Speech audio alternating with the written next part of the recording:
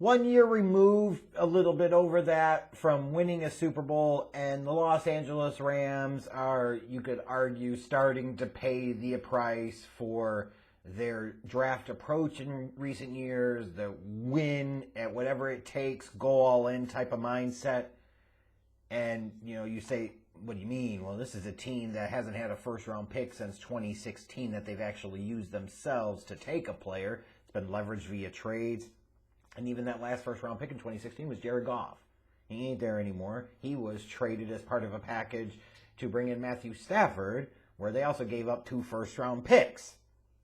But at the end of the day, especially speaking from a Bears fan standpoint, I don't give a shit. You got a chance to win a title, fuck everything else. The hell with 5 years from now, the hell from 10 years from now. If you got a chance to go all in and win it now, then you go all in and you try to win it now, because the future looks so bright, man. Fuck knows what it looks like 5-10 years from now. Especially in the NFL, so many things could change from one year to the next. So it was 100% the right decision for the Rams, and other teams, sometimes I think should follow suit here. Now, questions will remain about whether or not they can get back to that spot, and very valid and very fair questions that we'll get the answers to shortly enough. So I look at this draft and saying, for a team that yet again did not have a first-round pick yet again, this was going to be a critical moment for them, because they need to figure out a way to be able to kind of retool and reload that roster a little bit.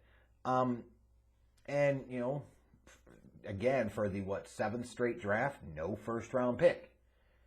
So means that we're going to have to get to work on day 2, and certainly have to get to work on day 3. And that was the approach here. Like, sometimes you talk about draft philosophies and you say it's about quality of players. For the Rams, certainly you would love to hit on the quality of players, but there is a piece there of they really need to hit on some quantity of players.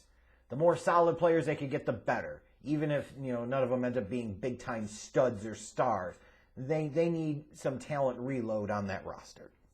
And I will certainly say the day 2 performance of the Rams in terms of the draft, their approach there made a lot of sense, because there was a necessary focus on the trenches on both sides of the ball. You look at Steve Avila, I think he's going to be a day 1 starter inside, whether it's going to be guard or center. But that offensive line needed some youth and needed some help, and they get it in Avila. Byron Young can be an early contributor off the edge. Like, you talk about that front 7 there. He was a guy, had some off-the-field concerns, I think, when you go back to his college career, but the edge rush talent, the upside is clearly there.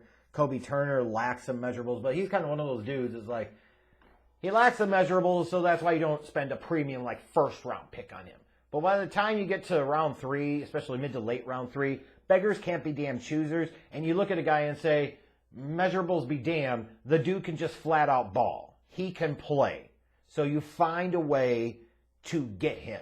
You take him at this spot and you don't worry about it. Also like how they traded down, understanding General Manager Les Snead, the name of the game here, the exercise was volume, volume, volume, and volume now. Because you're still kind of in a win now mode. Who knows how much longer Sean McVay is going to want to stay as a head coach. Who knows how long Aaron Donald's going to want to play and Matthew Stafford's going to want to play. So you got to go in now. So get those picks, as many as you can, and get some damn value. I thought they navigated day 2 pretty well, a little bit above average overall, so I gave them a B- grade. Day 3 was certainly a busy day for them. I mean, they ended up, when all was said and done, with a total of 11 picks. And I look at the 4th-round pick, and, Stetson Bennett to me was a slight reach there. I had more of a 6th-round grade on him, but that really doesn't matter that much. He's like 300 damn years old, mind you, and you have some off-the-field concerns about him or whether he's a chode maybe, but this is a capable backup. It's easy to dismiss him because he was a former walk-on at Georgia, but he's a really good athlete. His arm strength is better than what he's given credit for. And for a Rams team that really took a nosedive when Stafford got hurt, having a more capable backup that could come in and play and you feel a little more confident in certainly makes a lot of sense there. I think Nick Hampton has a chance to be a situational edge rusher. Warren McClendon Jr. gives them another developmental offensive tackle. Davis Allen, to me, I thought this was a good value pick of where they got him in day 3. He could be a tight end 2 type. Tre'Vius Hodges-Tomlinson, Another one of those examples of, you're getting old when they're talking about guys' kids, or in this case, his uncle was a LaDainian Tomlinson. And you're like, hey, I remember when LaDainian was the 5th overall pick out of TCU. That's cute. Isn't that fun? But you look at Tomlinson, I think he's got enough cover skills to make it. Certainly comes from an NFL pedigree. Zach Evans, ironically enough, I was not as high on, and I think some others were like that I would see too. Like, it was, some people had him like a 3rd, 4th round grade. Others had him in more like the 5th, 6th round range where I had him. He's a former 5-star. In theory, he's got athletic upside. His upside could, you could say, outsizes where he was actually picked. But, there's a reason he had to transfer from TCU, and there's a reason that he wasn't as productive down at Ole Miss as he should have been. But again, you're talking about day 3, where they got him 6th round. Like, these are the guys you gamble on because every once in a while you can cash in that lotto ticket. And Ethan Evans is certainly a strong-legged punter that they really needed. A total of 11 picks there. I think they got some guys that could really contribute. So I gave him like an A- grade for day 3. Because I like some of the talent they brought in. I think a few of those guys can outplay their draft position for a team that really, really badly needs that. So while this was another year with no first-round pick for the Los Angeles Rams, you can get your stars. You want to get your stars in theory in round 1, but a lot of stars don't come from round 1. And championship teams most certainly are not built in round 1. Outside of usually you have to get the quarterback in round 1. But again, even then, that's not always the case. I thought the day 2 kind of trench-heavy approach, the line of scrimmage approach, both offensively and defensively, made a world of sense. If you're a team that wants to get better, a great way to do that is to get better in the trenches on both sides of the ball. And I think this draft really will come down to day 3 and some of the guys that they took there, and can they outplay their draft position? Like, can Zach Evans come in and be a threat out of the backfield?